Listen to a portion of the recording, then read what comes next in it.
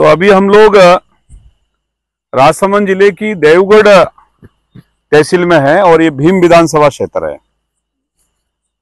हमें कल पता चला घुमंतु कालबेलिया समाज के अपनी रोजी और रोटी और अपने खून पसीने की कमी से बहुत मुश्किल से ये आशियाना बनाया था, जिसको 4 दिन पहले नोटिस दिया जाता है और तहसीलदार और पटवारी लसाणी और एसडीएम देवगढ़ द्वारा इस मकान को तोड़ दिया जाता है। इन परिवार का ये कहना है कि हमारी पूरी जिंदगी में जो हमारी जिंदगी की जो मेहनत थी, उस मेहनत का पैसा इन्होंने खून पसीने का पैसा लगाकर अपना ये आशियाना बनाया और इस आशियाने को तोड़ दिया जाता है। अभी भी ये परिवार बड़ा डरा हुआ है, बड़ा घबराया हुआ है और इनका ये कहना है कि भाई हम लोग आज से नहीं रहते हैं, अगले 40-50 वर्ष से ये लोग यहीं निवास करते हैं। जब कल प्रशासन आई तो इन्होंने कई बार प्रशासन से हाथ जोड़ के रिक्वेस्ट किया, मगर प्रशासन नहीं मानी और ये पूरा मलबा आपके सामने है, जिनको पूरा तोड़ के पूरा धरास्थल कर दिया। अब इस जिंदगी में ये दोबारा कभी भी इस आशियानों को ये वापस खड़ा नहीं कर सकते हैं। तो इस आजाद देश में आज भी घुमंतु विमुक्त जातियों के साथ इस प्रकार का घटना हो रही है।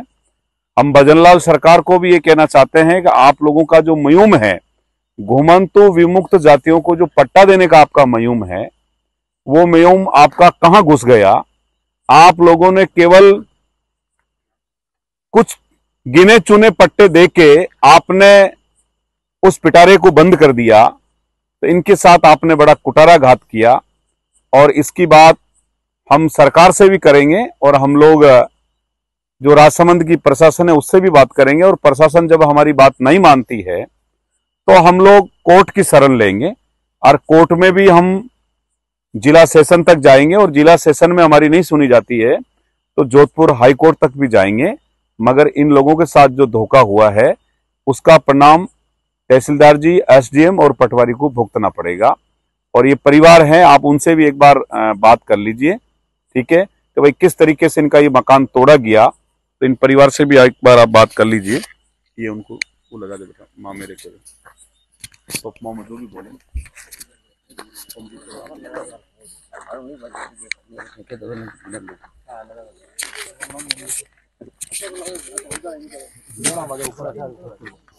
बटे जाऊं।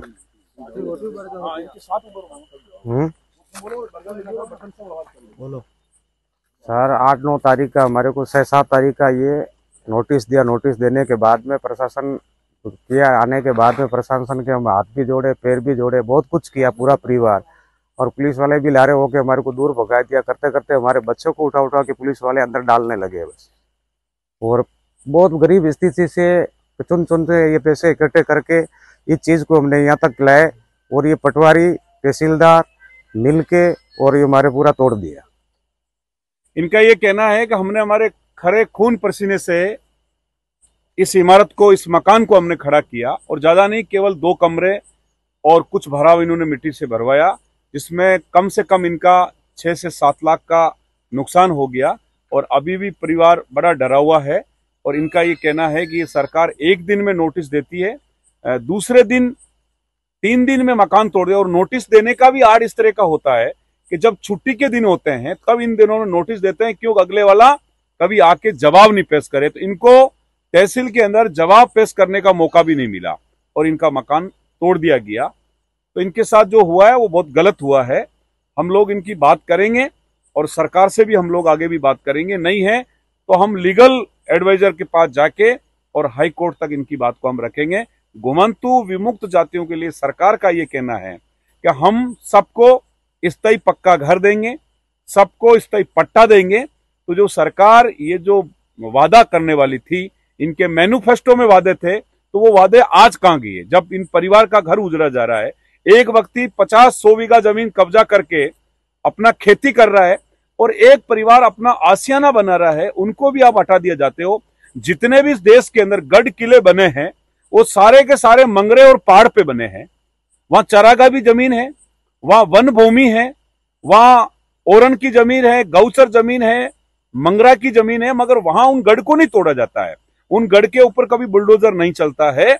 मगर इस कच्चे पक्के झूंपड़ों के ऊपर बुलडोजर चलता है। तो इस सरकार में अधिकतर घुमंतु विमुक्त जातियों पे बड़ा करारा जवाब चलता है, इनका बुलडोजर चलता है। और देखिए आप इधर पूरा घुमा के देख लीजिए, ये पूरा का पूरा इनका मकान तोड़ के इनको बेघर कर दिया है।